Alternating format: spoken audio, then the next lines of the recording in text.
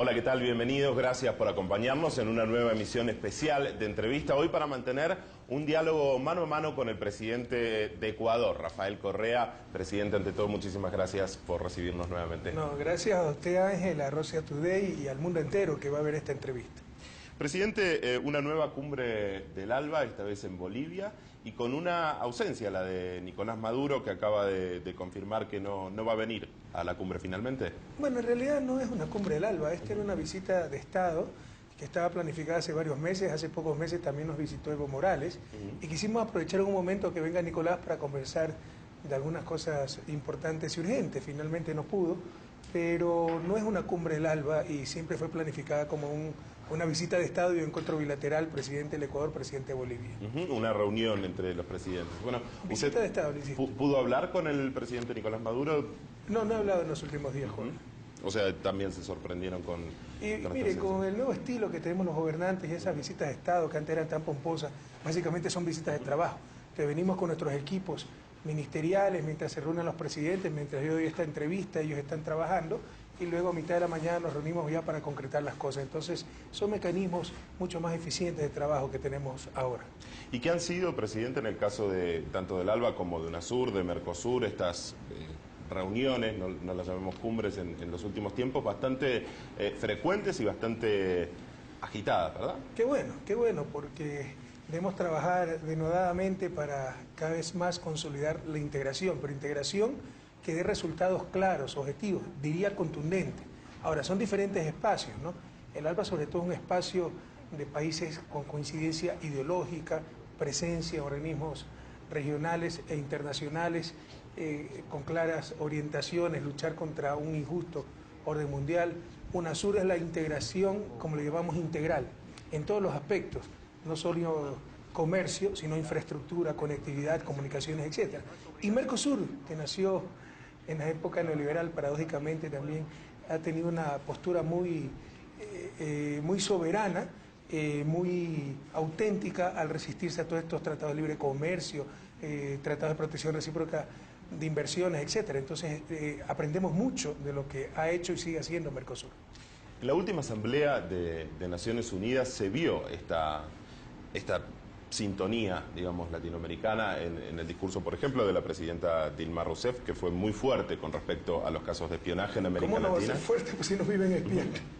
Ahora, la respuesta del discurso de Obama fue que Estados Unidos va a tratar de respetar la soberanía de los países en los casos en los que se pueda. ¿Cómo se toma eso? Que sigue siendo realidad lo que escribió Platón en sus diálogos ya hace más de 2000 años, ¿no? Que la justicia no es otra cosa que la conveniencia del más fuerte. Ellos son los más fuertes y seguirán abusando y respetando la soberanía de otros países, el derecho internacional. Algún día tendrá que cambiar ese injusto orden mundial. El presidente Obama, de hecho, una de las cosas que dijo fue que Estados Unidos es excepcional y que en ese sentido debe velar por los intereses del resto del mundo. Mire, pese a eso, yo sigo considerando al presidente Obama una buena persona y una persona inteligente, pero ¿no le recuerda eso el discurso de los nazis antes y durante la Segunda Guerra Mundial? Fuerte. Se creían la raza elegida, la raza superior, etcétera. Son ideas y discursos tremendamente peligrosos. ¿Cree que se está logrando a través de estas iniciativas, por ejemplo, del ALBA, de Mercosur, con la integración latinoamericana, también con el rol que cumplen Rusia y China en el Consejo de Seguridad de la ONU, ¿se va logrando un mundo más multipolar o es realmente algo difícil de concretar? Sí, yo lo veo todavía difícil, no hay grandes avances en democratización de las Naciones Unidas. Sí, surgen nuevas potencias, China, Rusia, probablemente eso produzca un cambio en el mediano plazo de relaciones después a nivel internacional. Hay un claro debilitamiento de ese liderazgo indiscutible, absoluto que tenía los Estados Unidos hasta hace algunos años, pero todavía es disputas entre países poderosos. Entre los países que estamos en transición, en la ruta hacia el desarrollo, tenemos claramente relaciones de dominación y por muchos canales que le puedo decir durante esta entrevista. Uno de los incidentes en esta última asamblea fue justamente la visita de la delegación venezolana y los problemas que tuvieron para lograr la admisión, digamos. Ahí se planteó el tema de la sede de Naciones Unidas que se encuentra en los Estados Unidos y se leen varios análisis donde se plantea quizá la posibilidad de un cambio. ¿Usted coincide con esto? ¿Con que se podría cambiar la sede de Naciones Unidas? Por supuesto, pero hay cosas mucho más clamorosas. La sede de la Comisión Interamericana de Derechos Humanos en Washington, que apoya a todas las dictaduras del continente, y están ahí ya revelados los datos, las confesiones, etcétera.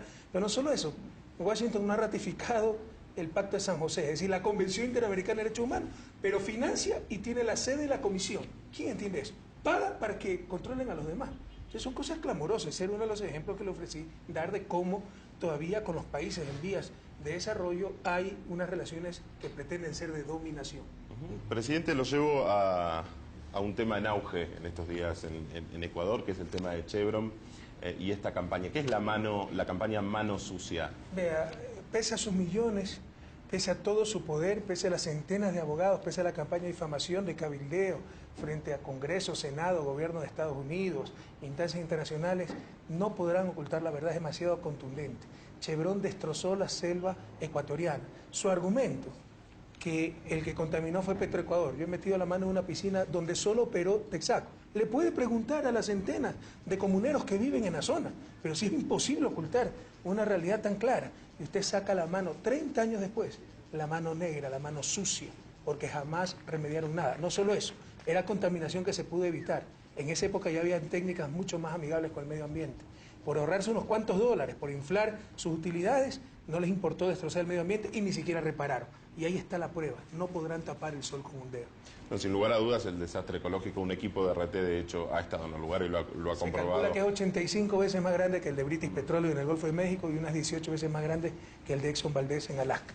Pero amazónicos, ecuatorianos no más son, entonces eso sí se los puede aplastar. Se equivocaron, escogieron el país equivocado para tratar de humillarlo, para tratar de denigrar. Usted hace poco estuvo en una visita bilateral en la Argentina, reunido con la presidenta Cristina Fernández de Kirchner.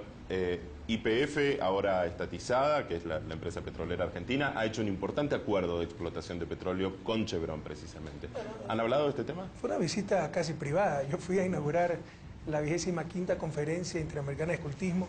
Como siempre, escultismo es movimiento escado. Como siempre, Cristina, tan amable, cuando supo que iba, me invitó a conversar un rato, pero tuvimos 20, 25 minutos tan solo de saludarnos, preguntarnos cómo estaba su nieto, la familia, etcétera, ¿no? Hay un cariño muy profundo, creo que mutuo, para mí con respecto a Cristina y viceversa. En todo caso, de parte mía para Cristina y viceversa, en todo caso, prácticamente no hablamos del caso Chevron. Yo tampoco me voy a prestar, yo sé pues que ahora los neoecologistas, con tal de hacerle daño a Cristina, hasta Clarín pues es ecologista. Entonces tampoco nos vamos a prestar a ese uso político. No tiene opinión, digamos, de ese acuerdo entre Argentina y YPF. Jamás vamos a interferir en las decisiones soberanas de Argentina y más aún de un gobierno al que queremos y admiramos tanto como el de Cristina. Y les insisto, tampoco vamos a prestarnos a ser instrumento de la oposición de Cristina que busca cualquier cosa para hacerle daño.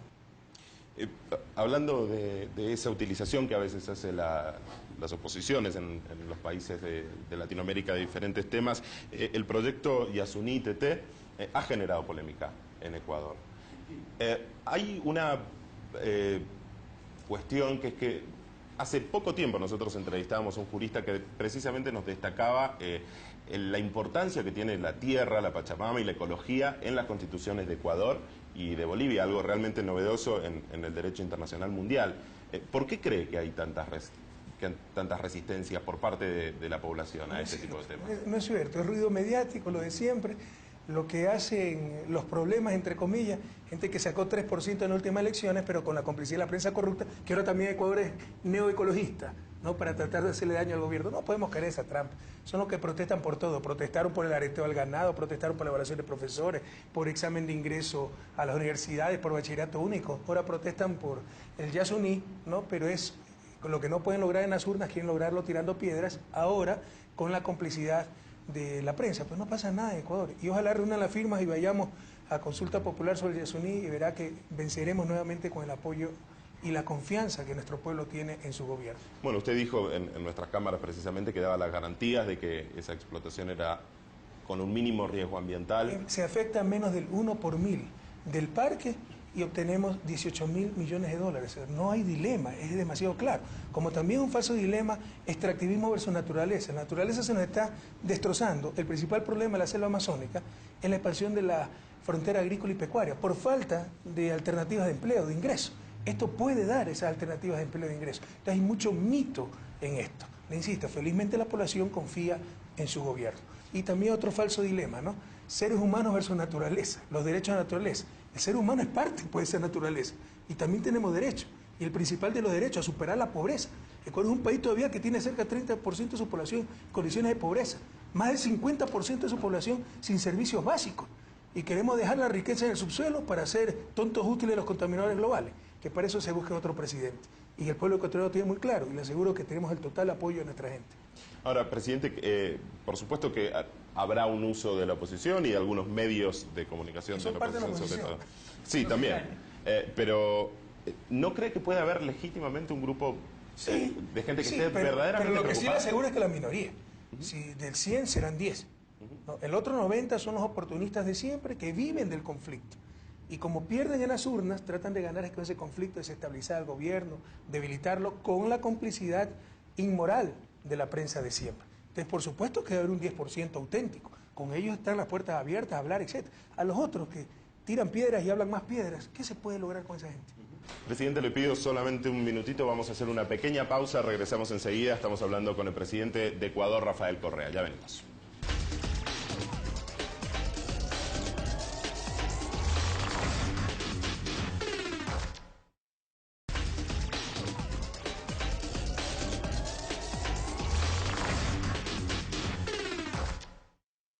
Estamos de vuelta en RT en esta edición especial de entrevista en un diálogo mano a mano con el presidente de Ecuador, Rafael Correa.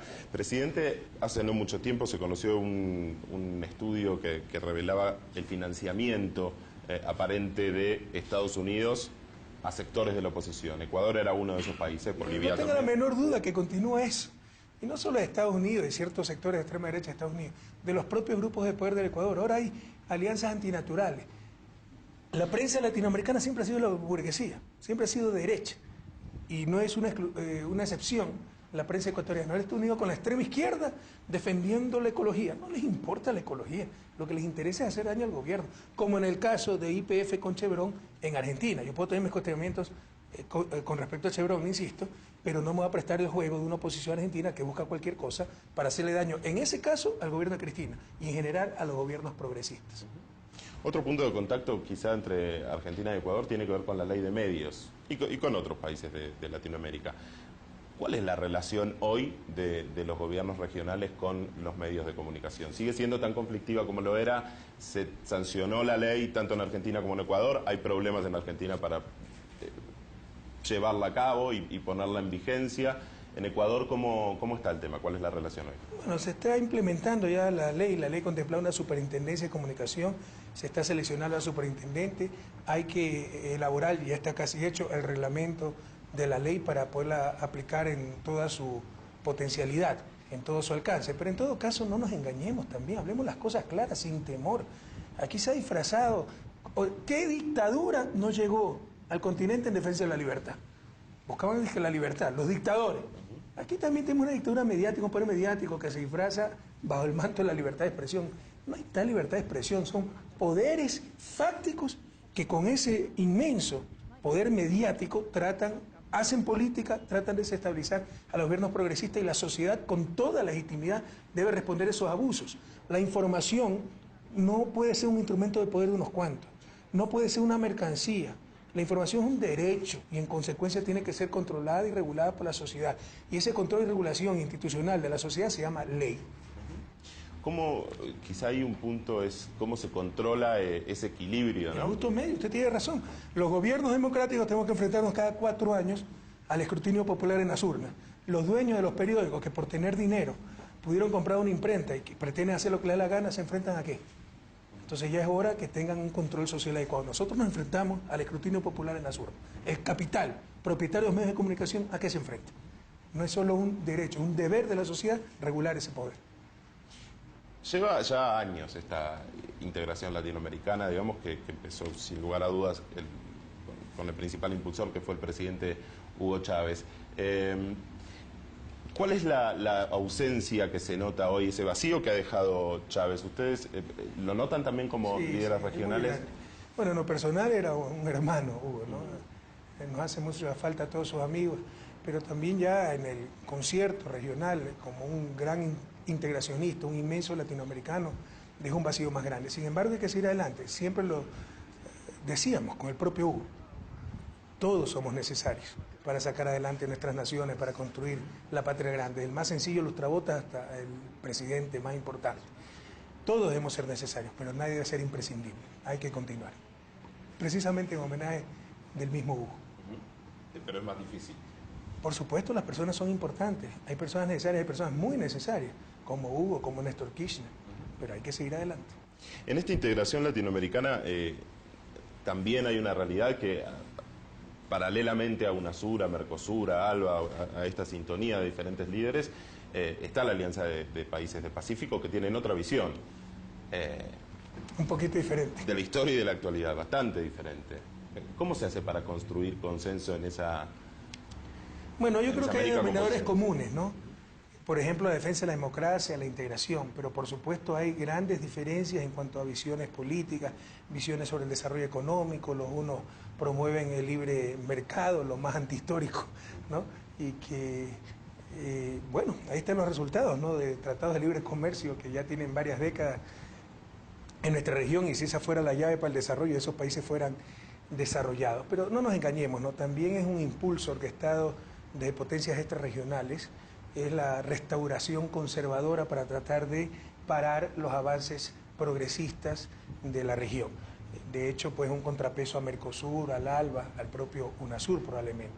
Y ya serán nuestros pueblos los que decidan, ¿no? Con adecuados liderazgos, qué camino quieren elegir. Ese es el camino de siempre, el camino que ha sido un desastre.